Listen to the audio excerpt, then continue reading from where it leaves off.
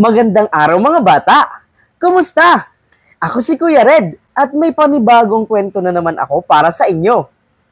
Ang pamagat nito, Bino at ang kanyang mga matalik na kaibigan.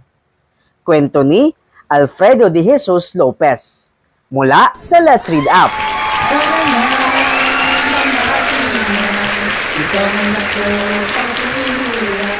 Pamating kita at istorya sa tayo nagkabaraka. A story time, mag-enjoy good kita.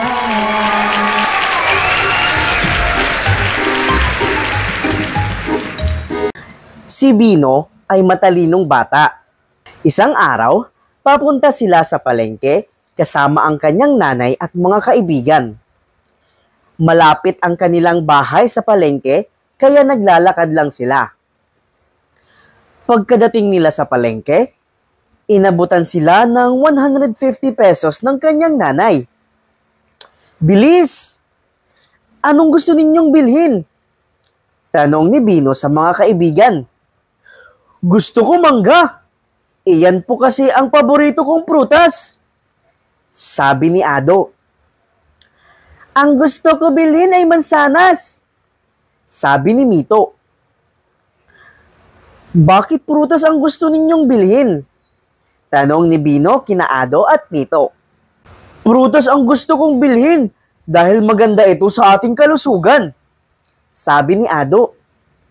"Tama, sabi ng aking mga magulang, ang prutas ay nakapagpatalino at nakakatulong ito sa mabilis na paglaki," sabi ni Mito. "Okay, tara, bili na tayo ng prutas," sabi ni Bino sa mga kaibigan. "Gusto kong bumili ng abukado." Masaya silang bumili ng kanilang mga gustong prutas. Pagkatapos bumili ng prutas ang magkaibigan, matiyagang nag-antay sila sa nanay ni Bino na makatapos sa pamimili. Sabay-sabay silang nakauwi ng bahay. Inanyayahan ni Bino ang mga kaibigan na sabay-sabay nilang kainin ang prutas na kanilang pinamili sa palengke. Pagkatapos nilang kumain, pinaglalaruan na nila ang mga balat ng prutas. Sila ay masayang nagtatawanan. Diyan po nagtatapos ang ating kwentong Bino at ang kanyang mga matalik na kaibigan. Mga bata, klarong-klaro mula sa ating kwento ngayon. Dapat kumain tayo ng prutas.